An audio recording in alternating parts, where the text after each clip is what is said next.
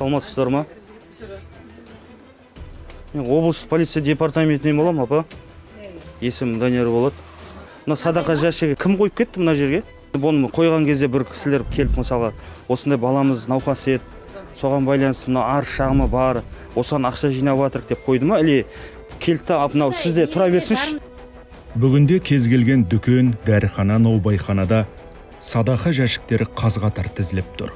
Сауда жасаған жұрт азды-көпті тиын тебенін тастап кетеді. Бірақ бұл жәшіктер кімдерге тиесілі? Жиналған қаржы қайда, қалай кетеді деген сұраққа ешкім мән бермейді.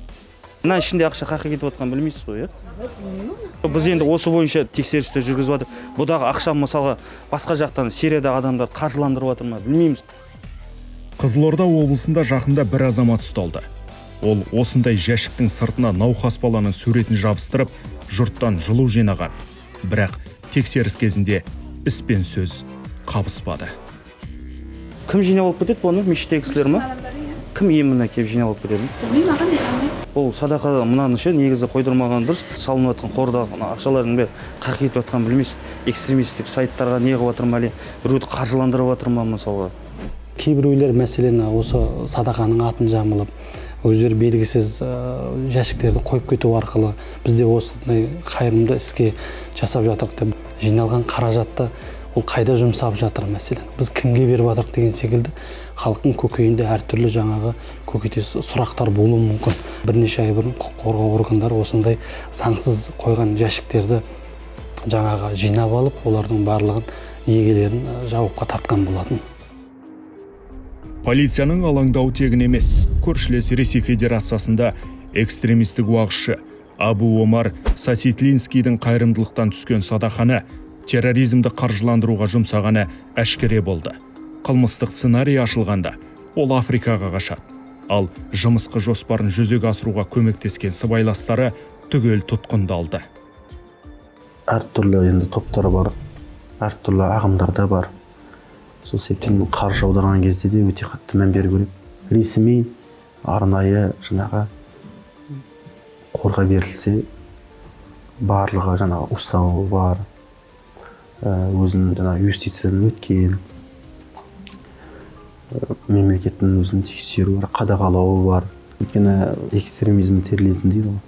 Соған байланысты мүмкін қаржыландырып жатқан бір ұйым ба, білмейсіз ғой. Сол себептен оған өте қатты абай болу керек. Қаржыны жіберіп жатқан кезде қайда жіберіп жатсыз? Бір адамның зиянына кетіп қалуы да мүмкін ғой. Қазақ жетімі мен жесірін жылатпаған, нысап пен нығметті, көпір мен кәуірді, обал мен сауапты жетік білген.